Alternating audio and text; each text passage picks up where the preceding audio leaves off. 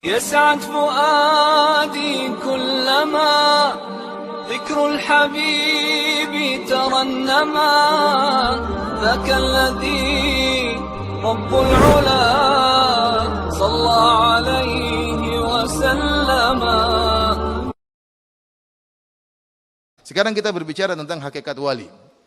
Wali yang sesuai dengan kriteria Al-Quran dan Sunnah itu seperti apa? Wali diambil dari lafal al-walayah yang merupakan lawan dari al-adawah. Adapun arti al-walayah adalah al-mahabbah. Jadi bukan wilayah, wali dari al-walayah. Al-walayah artinya al-mahabbah, kecintaan, dan juga artinya al-qarbu, yaitu kedekatan.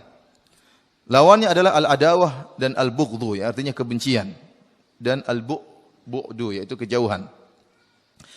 Oleh karena yang disebut dengan wali Allah adalah orang yang mencintai Allah dan dekat dengannya. Orang ini yang dikatakan wali Allah, yang mencintai Allah dan dekat dengan Allah Subhanahu wa taala, memiliki sifat-sifat, kriteria-kriteria. Apa saja kriteria-kriteria tersebut akan kita sebutkan ya sekarang. Di antaranya yang pertama, seorang dikatakan wali, ia harus ittiba, mengikuti Nabi sallallahu alaihi wasallam, menjalankan perintah Nabi sallallahu alaihi wasallam dan menjauhi larangan-larangan Nabi sallallahu alaihi wasallam. Dalilnya firman Allah Subhanahu wa taala, "Qul in kuntum tuhibbunallaha fattabi'uni." Jadi kita katakan al-wali dari al-walayah. Al-walayah artinya mencintai. Berarti seluruh dalil yang menunjukkan orang mencintai Allah itulah dalil kewalian. Di antaranya Allah berfirman, "Qul in kuntum tuhibbunallah." Kalau kalian benar cinta kepada Allah, artinya kalau benar kalian wali Allah, fattabi'uni, maka ikutilah aku. Ini dalil bahwasanya seorang wali harus ittiba, mengikuti Nabi sallallahu alaihi wasallam. Yuhibbukumullah, maka niscaya Allah akan mencintai kalian. Wa yaghfir lakum dzunubakum, dan akan mengampuni dosa-dosa kalian. Wallahu ghafurur rahim. Sifat yang kedua, wali harus bersifat lembut kepada kaum muslimin dan keras kepada orang-orang kafir, serta berjihad di jalan Allah Subhanahu wa taala. Tidak takut dengan celaan orang-orang yang mencela.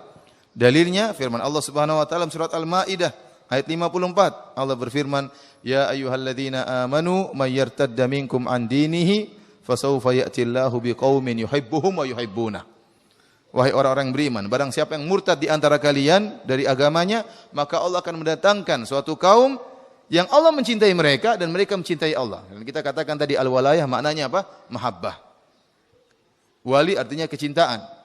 Ini Allah menyebutkan Allah akan mendatangkan suatu kaum yang Allah cinta kepada mereka dan mereka mencintai Allah. Berarti mereka wali-wali Allah. Apa sifat-sifat mereka? Adzillatin 'alal mu'minin, lemah lembut terhadap orang-orang beriman, aizzatin 'alal kafirin, dan keras terhadap orang-orang kafir.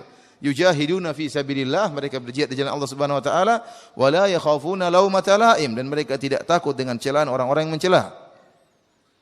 Maka kalau ada sebagian orang dianggap sebagai wali Allah Subhanahu wa taala, sementara dia sangat dekat dengan orang-orang kafir, sementara mengejek orang-orang Islam, ya, maka ini bukan wali Allah Subhanahu wa taala.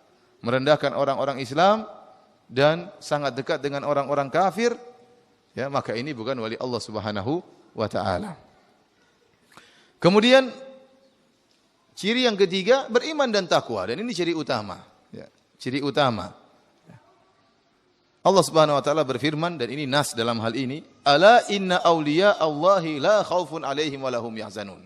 Ketahuilah bahwasanya, ingatlah, wali-wali Allah adalah orang-orang yang tidak ada ketakutan kepada mereka, tidak ada kekhawatiran, walahum yahzanun, dan mereka tidak bersedih. Siapa mereka? Alladzina amanu wa kanu yattaqun. Mereka adalah orang yang beriman dan bertakwa. Oleh karena tidak mungkin kewalian oleh Allah diraih kecuali dengan keimanan dan ketakwaan. Semakin tinggi iman dan takwa, semakin tinggi kewalian dia di sisi Allah Subhanahu wa taala. Dan semakin jauh dari keimanan dan ketakwaan, maka semakin jauh perwalian dia dari Allah Subhanahu wa taala. Para hadirin dan hadirat yang dirahmati Allah Subhanahu wa taala, intinya semua orang bisa jadi wali. Ya. Namun wali bertingkat-tingkat. Semua orang barang siapa yang beriman dan bertakwa, itulah wali-wali Allah Subhanahu wa taala. Sejauh mana dia keimanannya semakin tinggi, sejauh mana ketakwaannya semakin tinggi, maka semakin tinggi kewalian dia di sisi Allah Subhanahu wa taala, dan semakin jauh maka semakin jauh pula kewalian dia di sisi Allah Subhanahu wa taala. Hadirin dan hadirat yang dirahmati oleh Allah Subhanahu wa taala, kenyataan yang ada di tanah air kita yang dianggap wali adalah orang yang memiliki karomah-karomah dalam artian khusus. Ya. karamah diartikan dengan kesaktian, dengan keajaiban-keajaiban, ya, bahwasanya seorang wali kalau tidak memiliki karamah maka bukanlah wali. Seorang wali harus mendatangkan bukti bahwasanya dia seorang wali, seperti dia misalnya tadi bisa berjalan di atas air, bisa masuk dalam api dalam keadaan tidak terbakar, atau mungkin bisa terbang di atas udara, maka ini disebut dengan wali, ya.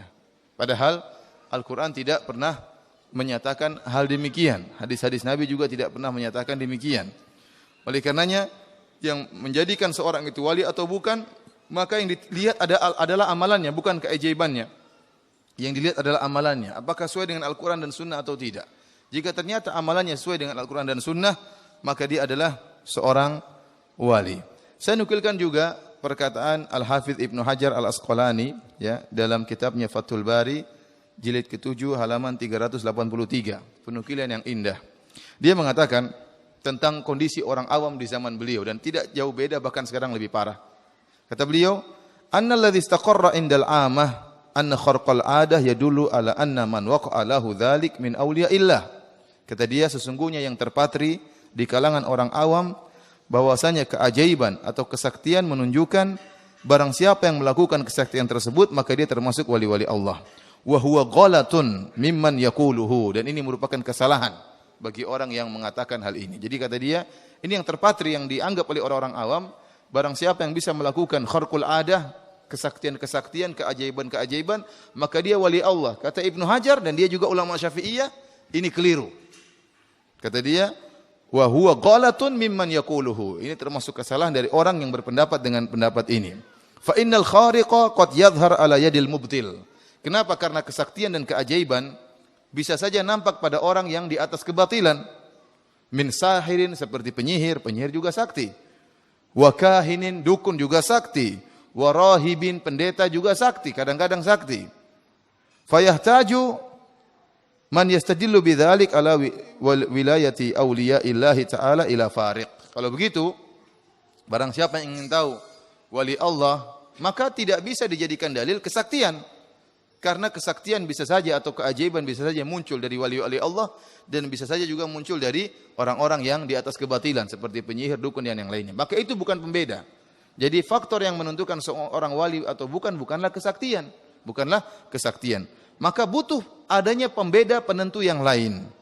Wa aula ma dzakaruhu an yukhtabar halu man waqa'a lahu dzalik fa in kana mutamassikan bil awamir syar'iyyah wan nawahi kana dzalika alamata wilayatihi wa man la fala wabillahi taufik. Kata dia, oleh karenanya yang pembeda atau penentu yang paling utama yang disebutkan oleh para ulama, harus diuji ini kondisi orang ini.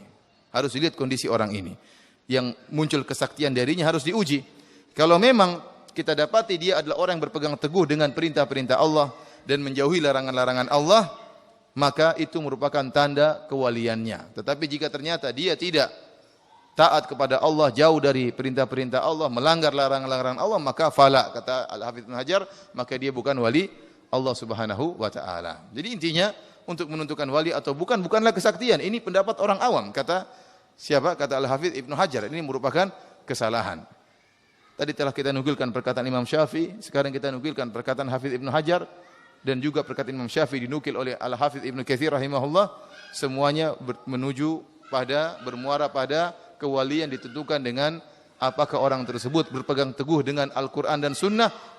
Kalau dia berpegang teguh dengan Al-Quran dan Sunnah, maka dia wali Allah Subhanahu wa ta'ala. Dari sini para hadirin rahmati Allah Subhanahu wa ta'ala, kalau ada orang mengaku sebagai wali atau dianggap wali oleh orang lain, maka mudah kita tinggal ngecek amalan orang ini sebagaimana wasiat Imam Syafi'i. Ya, kata Yunus bin Abdul A'la, qultu li Syafi'i qala Laits bin Sa'ad, idza ra'aita ar-rajula yamshi 'alal ma' fala taqtarru bihi hatta ta'ridu amrahu 'alal kitab was sunnah. Kata Laits bin Sa'ad, kalau seandainya kau melihat ada orang berjalan di atas air, maka jangan langsung kau percaya sama dia sampai kau timbang amalan dia di atas Al-Quran dan Sunnah. Kata Imam Syafi'i, qassara Laits masih kurang. Hatta idza ra'aitum ar-rajul yamshi 'alal hawa, bahkan meskipun kalian melihat sang lelaki tersebut terbang di udara, fala taqtarru bihi, Jangan kalian percaya sama dia hatta ta'ridu amalahu au amrahu alal kitab was sunnah. Sampai kau timbang perkara dia di atas Al-Quran dan sunnah. Kita terapkan kaidah Imam Syafi'i ini. Kaidah yang sangat agung. Ada orang dikatakan wali. Lihat, cek dia. Bagaimana sikap dia dengan hadis-hadis Nabi. Gampangannya antum buka Riyadhus Shalihin. Ini kan hadis-hadis Nabi isinya, Riyadhus Shalihin. Tayyib. Orang ini katanya wali. Tapi dia bilang bahwasanya Inul tidak jadi masalah joget-joget seperti itu.